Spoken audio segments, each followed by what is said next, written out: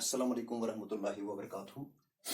जिस तरह से आप जानते हैं बच्चों कि जो हमने टॉपिक पिछले कुछ लेसनों में हम पढ़ने जा रहे हैं, मतलब हमने शुरुआत की है। हम पढ़ रहे हैं एक्चुअली मेटल्स और नॉन मेटल्स, लेकिन इसमें जब हम पहुंचे हैं केमिकल रिएक्शंस ऑफ मेटल्स पे, और ये केमिकल रिएक्शन ऑफ मेटल्स जो है ये हम कंटिन्यू करने जा रहे हैं। पिछले 2 क्लासों में हमने पढ़ा है कि मेटल जब रिएक्ट करता है ऑक्सीजन से के साथ, तो वहाँ पे मेटल ऑक्साइड्स बनते हैं। और इसी तरह से जो आज जो हमने टॉपिक चुना है वो है reaction of metals with water. तो वाटर के साथ जब मेटल्स रिएक्ट करते हैं तो क्या बनते हैं, क्या होता है, इनका बिहेवियर जो है वो चेंज होता है क्या हाइड्रोक्साइड्स बनते हैं या ऑक्साइड्स बनते हैं। हम यहाँ पे मतलब थोड़ा बहुत पहले मेटल लिखेंगे, उसके बाद हमने देखा यहाँ पे हमने वाटर लिखा है, तो हम यहाँ पे देख सकते हैं कि यहाँ पे हमने मेटल हाइड्रोक्साइड या मेटल ऑक्साइड लिखा है। इसका मतलब ये है कि हमने यहाँ पे ये सीखा कि जब मेटल या वाटर आपस में रिएक्ट करते हैं, जिस तरह से मेटल और ऑक्सीजन आपस में रिएक्ट करके मेटल ऑक्साइड्स बनाते हैं, लेकिन यहाँ पे बात इसके बरक्स है। और इसका मतलब ये है कि मेटल और वाटर जब आपस में रिएक्ट करते हैं तो क्या बनता है, मेटल हाइड्रोक्साइड्स। तो मैंने ये बोला कि यहाँ पे मेटल ऑक्साइड भी बनते हैं और यहाँ पे हाइड्रोजन गैस और हीट भी रिलीज होती है। जब वेरी रिएक्टिव मेटल होगा तो वहां पे हीट भी रिलीज होती इवैल्यू होती है। तो मैंने क्या बोला, मैंने ये बोला कि मेटल जब वाटर के साथ रिएक्ट करता है तो वहां पे मेटल हाइड्रोक्साइड्स भी बनते हैं और मेटल ऑक्साइड भी बनते हैं। तो कुछ एग्जांपल्स हम यहाँ देखेंगे, लेकिन क्या सारे मेटल्स रिएक्ट करते हैं वाटर के साथ? क्या वाटर हॉट होगा, क्या वाटर कूल्ड होगा, क्या वाटर स्टीम की फॉर्म में होगा? यहाँ पे हम देख सकते हैं कि all metals do not react with water, depends upon chemical reactivity. तो सारे मेटल्स जो हैं ये वाटर के साथ रिएक्ट नहीं करते हैं, लेकिन जब ये वाटर के साथ रिएक्ट नहीं करते हैं तो यहाँ पे मैंने दूसरी बात बोली कि ये डिपेंड करते हैं रिएक्टिविटी। कौन सा ज्यादा रिएक्टिव होगा तो कितनी हीट मत जरूरत लगेगी, हीट मत इवैल्यू होगी, क्या होगी, किन चीजों की जरूरत होगी। और यहाँ पे हम देख सकते हैं some metals react with cold water. तो कुछ मेटल्स ऐसे हैं जो कोल्ड वाटर के साथ रिएक्ट करते हैं, कुछ मेटल्स ऐसे हैं जो हॉट वाटर के साथ रिएक्ट करते हैं, कुछ मेटल्स ऐसे हैं जो स्टीम के साथ रिएक्ट करते हैं। लेकिन जो बाकी मेटल्स हैं वो पानी के साथ या स्टीम के साथ रिएक्ट नहीं करते हैं।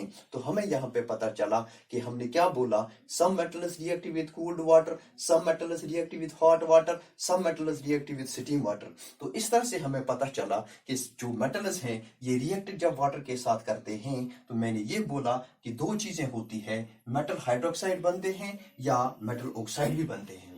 हमारे पास यहाँ पे इस वक्त हम 2 एग्जांपल्स लेंगे, क्योंकि हम इसको इतने जब 2G मतलब नेट चलता होगा तो हम इसको इस वक्त कंप्लीट नहीं कर सकते हैं। लेकिन यहाँ पे मैं 2 एग्जांपल्स आपके साथ शेयर करना चाहता हूँ। अगर हम पोटेशियम को लेंगे, पोटेशियम के साथ यहाँ पे कूल्ड वाटर जो है, कूल्ड वाटर पोटेशियम को हम कूल्ड वाटर के साथ मिसाल के तौर पर रिएक्ट करते हैं। ये 2 चीजें आपस में रिएक्ट करके यहाँ पे मेटल हाइड्रोक्साइड तो बनेगा, लेकिन अब क्या मेटल है, दैट इज पोटेशियम। सो ये पोटेशियम हाइड्रोक्साइड बनेगा और इसी तरह से हाइड्रोजन गैस यहाँ पे निकलेगा और बहुत ज्यादा हीट भी निकलेगी। क्यों निकलेगी? क्योंकि ये रिएक्शन जो है it is highly exothermic reaction.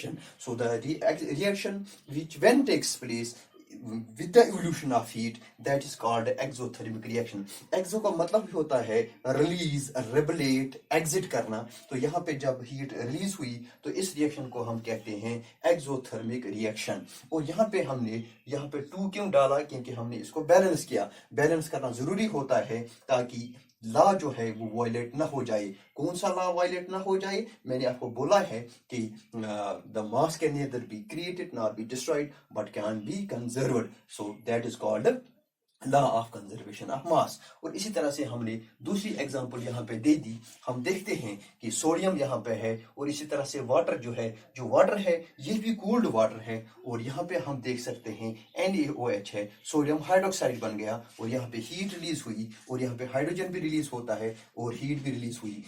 इसका मतलब ये है कि ये हाइड्रोजन जो है जब हीट रिलीज हुई, इसका मतलब ये भी that it is highly exothermic reaction when the sodium metal reacts with water, and with the cooled water the sodium hydroxide gets formed, and the hydrogen gets released with the evolution of the heat, and this reaction is also called exothermic reaction। तो मैंने ये बोला कि जब metals react करते हैं water के साथ, दो चीजें, या तो मेटल हाइड्रोक्साइड बनता है या तो मेटल ऑक्साइड बनता है। जब हम आगे दूसरी एग्जांपल्स लेंगे मेटल और वाटर के साथ रिएक्ट करेंगे, हमें पता चलेगा इंशाल्लाह कि मेटल ऑक्साइड्स कहाँ पे बनते हैं। इस वक्त हमने दो एग्जांपल्स ले ली, पोटेशियम लिया, वाटर लिया, इनको साथ रिएक्ट हो गई आपस में, और क्या बन गया, मैंने ये बोला कि पोटेशियम हाइड्रोक्साइड बना, और यहाँ पे हाइड्रोजन और हीट भी निकली रिलीज हुई। और यहाँ पे हमने सोडियम लिया, ये सोडियम है, सॉलिड है, और वाटर के साथ रिएक्ट होते हुए यहाँ पे सोडियम हाइड्रोक्साइड बन गया, और यहाँ पे हाइड्रोजन जो है ये रिलीज हुआ, और हीट भी। अगर हम यहाँ देख सकते, क्या ये फॉर एग्जाम्पल सोडियम जो है, क्या ये बैलेंस्ड है? ये बैलेंस्ड ये रिएक्शन नहीं है। अगर हम इसको बैलेंस करें, यहाँ पे हम देख सकते हैं, यहाँ हाइड्रोजन सोडियम एक, यहाँ पे भी सोडियम एक ही है, ठीक है। और इसी तरह से अगर हम ऑक्सीजन ठीक है, और इसी H2 दैट इज H2, लेकिन यहाँ पे H कितने हैं? दो। तो इसका मतलब इसको हम 2Na, इसका मतलब ये भी दो बन गए।